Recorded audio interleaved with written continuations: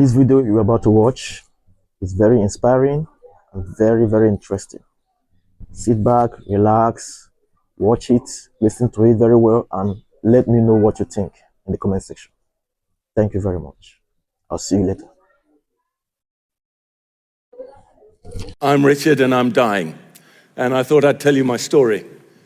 I work in financial services, and one of my favorite clients, their headquarters is in Brussels. And if you go into the men's toilets in their offices in Brussels, in front of each men's urinal is a sheet of A4. It's laminated for obvious reasons, and it has on it what's called their lessons from the loo. It's basically all the deals that went south where they've lost 20, 30, 40, 50 million, and the lessons that they've learned. So what I'd love to share with you is my lessons from the loo of life when it comes to money. I became a Christian when I was 16. For the first half of my life, first 20 years, God called me to be a professional actor. That didn't involve making a lot of money, you'll be surprised to know.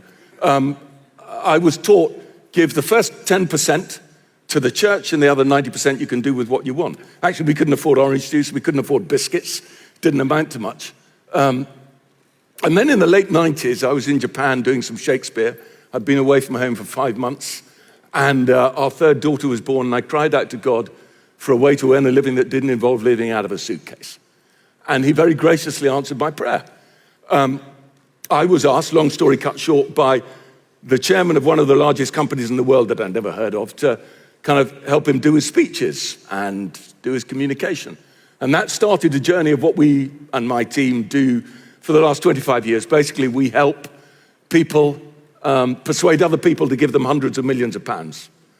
And the challenge of that is I would find myself earning in half a day or a day what I had been earning in a week, 2 weeks, a month as an actor. What did I do with that? Well, 10% went to the local church. The rest of it, I'd been told, was mine to do with what I wanted. So what did I do? I looked around my church, I looked around my town where I live. Without even thinking about it, I inflated my lifestyle. What had been holidays in the UK became holidays abroad. What was wool became cashmere. The kids went to private school. We moved house every 5 years because we could, up and up and up the property ladder. And after a while, I felt a deep disquiet that was the right thing to do. And Jesus tells the story about the farmer who has excess at the end of the year and builds barns. Can you remember the word that Jesus uses to describe that farmer? A fool. I was that fool. I came to the conclusion that I was a living embodiment of foolishness. Now, Jesus has some advice, actually, kind of at the back end of that story. He says, be rich towards God. But what did that actually look like? So I started to do some research, and what I found staggered me. If you take evangelical Christians in the world, 20% of them reside in the West, let's call it North America, Europe, the UK, and 80% reside in the rest of the world. So you've got the wealthy church and the poor church. The wealthy church, evangelical Christians in the West, guess every year what proportion of our income we give away. 2.5%. I came to the somewhat shocking conclusion that I was one of the greediest generations of evangelical Christians ever to inhabit planet Earth. We give our 2.5% to our local churches on the whole. They spend roughly, statistically, 50% on buildings, 25% on a staff team, 10% on missions. Some of that goes abroad. Net, what does that mean? That means for every £100 that God gives to evangelical Christians in the West, 25p goes outside the West, 1/4%. And this didn't strike me as fair. So what was my responsibility to that? I didn't consider myself wealthy. I basically drove a Ford Mondeo estate. I had clients who earned 100 million a year. They were wealthy, I wasn't. And I did the research. Guess how much you have to earn to be in the top 1% of the wealthiest people on the planet? £30,000 a year. I was earning more than £30,000 a year. I was at the top of God's financial pyramid. If God wanted to fund his work around the world, I'd be the first person that he came to. So what did I do? I opened a stewardship account, we upped our giving percentage, and then the question was, well, who do we give to? So at the time, my local church was raising 4 million for a building refurbishment program. And I can remember saying to my vicar, I'm not sure if God had 4 million spare, he'd invest it in that. Now, leaving aside the extraordinary hypocrisy of me saying that, having moved from a perfectly fine 4-bedroomed house to the 5-bedroomed house that was my doer-upper, leaving aside that hypocrisy, I still thought that was the right thing to say. So we did support our local church, but also we determined that most of it would go overseas, because that's where the huge opportunity for the gospel is, and that's where the massive needs are. So my clients are very smart investors, and one of their principles are invest in great people doing great things. So that's what I prayed for, great people doing great things. There was a girl in our church, she'd just come back from her gap year, she was 18 years old. She went to Romania, and in her gap year, she found 5- and 7-year-olds sleeping off the streets, so she started an orphanage in her gap year. She wanted money, there was money in our pot, in our stewardship pot.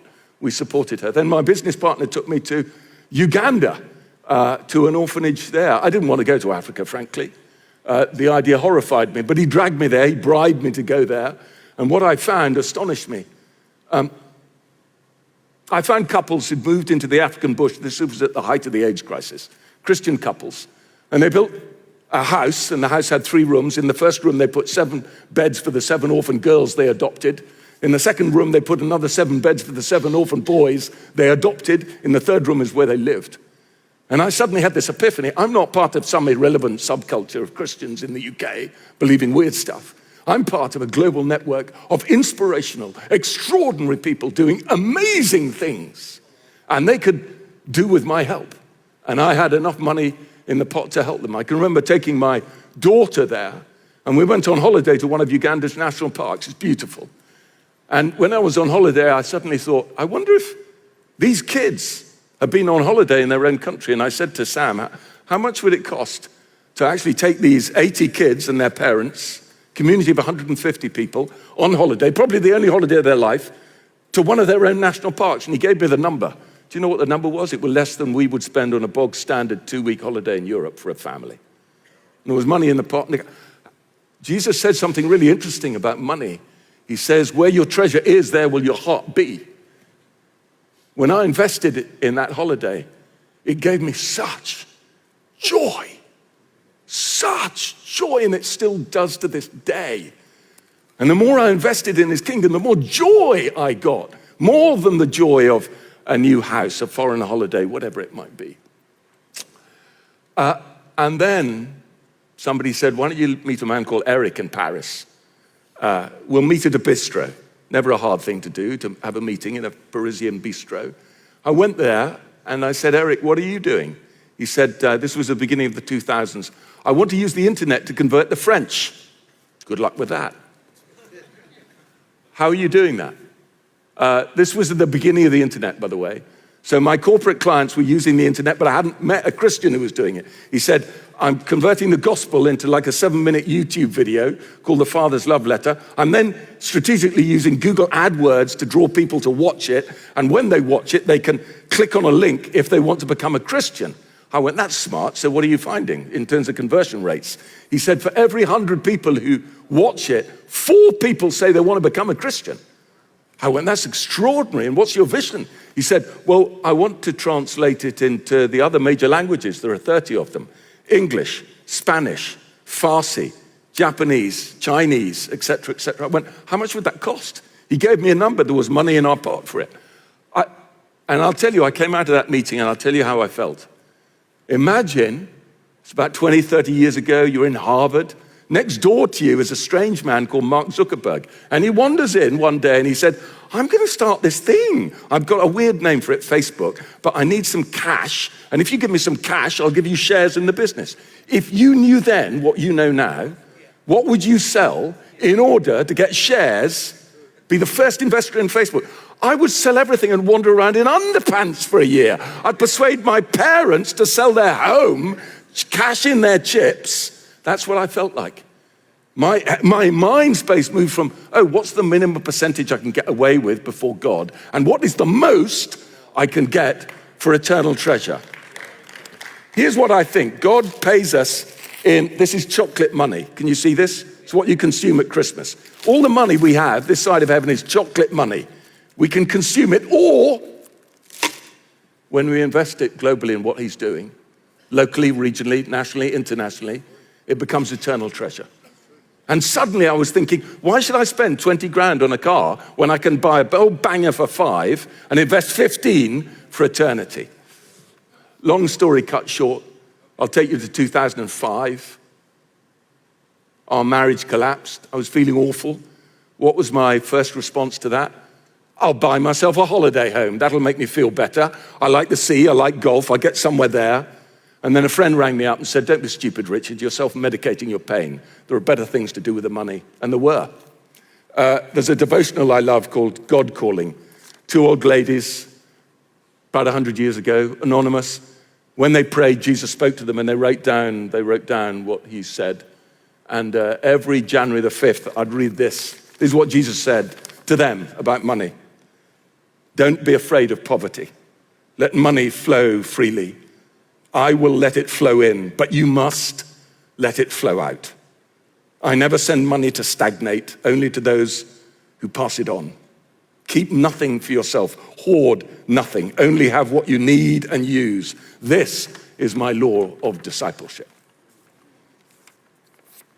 I wanted to be brave. I wanted to be braver. I wanted to be like that. I wanted to live without a safety net. So I stopped paying into my pension fund.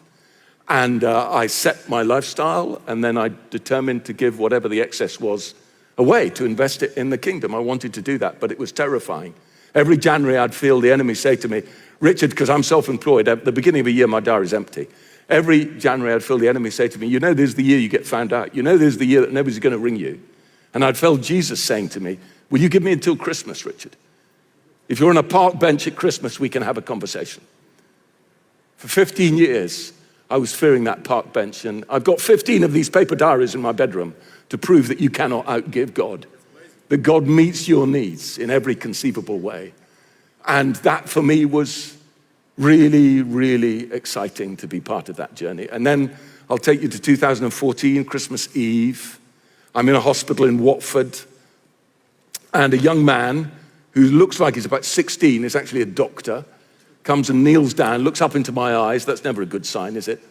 And he says, you've got cancer. We think you've got cancer. On January the 5th, I was with an oncologist and they confirmed it. My cancer was mesothelioma. It comes from asbestos. They reckon it comes from asbestos in old theaters, actually. And it's incurable. And they said, you've got about a year, 18 months to live. At that point, my son, who was in the meeting, had his laptop open. He said, Dad, I found it. I said, what have you found? He said, I found a mesothelioma joke. The oncologist was somewhat surprised. I said, okay, what's the joke? He said, how do you treat a patient with mesothelioma? As best as you can. Anyway, memorable moments. Since then, I've had chemotherapy, 2 big operations, 60 rounds of immunotherapy, 60 rounds of radiotherapy. A couple of months ago, they said the cancer's moved from the right lung to the left lung. It's stopped working, so we're going back to chemo. So I'm in the middle of chemo, so my brain's a fog and I have to sit down. And here's my thought. The closer I get to death, the more grateful I am. Because I'll tell you this, if somebody's got a servant heart, I've got the opposite. I've been awful at talking about my faith to other people. I've been dreadful at inviting people to Alpha or Christianity Explored or whatever it might be. But the fact that Jesus gave me an opportunity to invest some of the money that he's given me in the first place, I mean, don't you find it fairly hysterical that a rather stupid unemployed actor is employed to advise people to persuade other people to give them hundreds of millions of pounds? I find that ludicrous. But the chance to make a difference. We have a cancer club at church. It's not the most popular club, to be fair. I like it. We've lost a few, we've gained a few over the years. One of my friends, Sandra, is dying at the moment. And she said, the closer I get to death, everything drops away apart from 2 things. Love, the love that God has for me, the love that I have for others. and making a difference. Every day, can I make a difference? She coaches from her bed 6 people. She's an extraordinary woman. And I can resonate with that. The chance to make a difference is so important to me. A young man called Ed phoned me up a couple of years ago. He said, we found a people group in India that has no gospel presence at all, and we found 15 Indian evangelists who want to go full time to invest their time in reaching the gospel with them. I went, Ed, how much would that cost? He went, all in all, 15 full-time evangelists, unreached people group, £12,000 a year. £12,000 a year to change the lives of an entire people group. That really excited me. It still does. Let me end with 3 things I'd love to say to you. Do you know if Western evangelicals gave not 2.5%, but 10%, do you know how much more money would flood into the kingdom every year? I'll tell you, 100 billion pounds. That's 100,000 million pounds. That's the same that Putin is pouring into the war in Ukraine. Imagine that as a power for good across the West, across the world. But I'm not asking you to be more generous for that reason. It's for purely selfish reasons. This side of heaven, I've known very few things that give more joy than being a part of what God is doing financially. And in eternity, actually, we get this treasure. What is this treasure? John Lennox, who many of you know is a maths professor at Oxford, lovely Christian man, and he's written a book on what to do when we invest our time and treasure and talent. And he uses the story that Jesus tells of the dodgy steward who used money to buy friends. And he says, when we invest our time and our treasure in what God is doing, we make friends. We make friends. I have friends all over the world by God's grace. And I'm so looking forward to getting to heaven because we're going to sit down and I'm going to hear their stories. And the fact that I've been able to play some tiny, tiny, tiny minuscule part in their stories thrills me now, and I know will thrill me then. I hope that's part of my treasures. One of my great heroes in life is a man called George Muller. For those of you who don't know, George Muller was a Victorian German gentleman who God called to move to Bristol, and God called to look after orphans. And in the course of his life, he looked after 10,000 orphans. He's one of the founding fathers of orphan care in the UK. George Muller's life has 2 extraordinary elements to it. Number 1, he never asked anybody for money, and looking after 10,000 orphans costs a lot of money. The only person he asked was God. Every day he asked God, and God gave him 210 million pounds at today's prices. Now, why could God trust him so much? I think the second thing that makes Muller extraordinary is of the 210 million pounds that God gave him, he gave away to other ministries all across the world 70 million.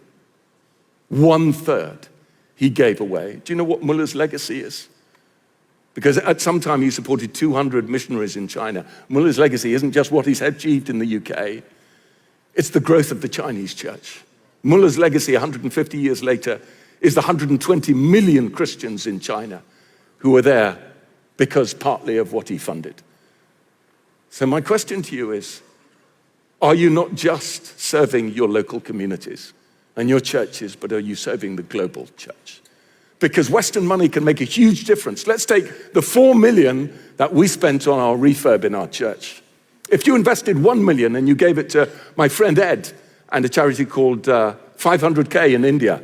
India, you know, has 500,000 villages with no Christian presence at all. 1 million there would support 500 full-time evangelists for 3 years and lead to the planting of between 1,000 and 1,500 churches. If you put 1 million to work in Africa, where so many families live on less than $1 a day, and you gave it to a Christian charity called 5 Talents, you'd actually support 10,000 women, the poorest of the poor, to be able to read and write and count and save and earn their way out of poverty. If you invested 1 million in Bible translation, because we know without the Bible you can't evangelize, and there are still 2 billion people on the planet with no translation of scripture in their heart language. If you invested just 1 million, you'd be able to translate the Bible for a people group of 20 million and make God's story accessible to them. And then if you were really strategic and you decided to use the internet to access the 12 least reached countries in the world, do you know what 1 million would achieve if you gave it to Jesus.net, who are very smart at this stuff? You'd basically, in those 12 countries, enable the gospel to be seen 100 million times, which would lead to 200,000 people indicating that they wanted to come to Christ and to be followed up online. Think of the difference that 4 million can make around the world. The last thing I want to say is this: thank you. Thank you and bless you in everything you have done for his kingdom, in everything you are doing, and in everything you will do. Bless you.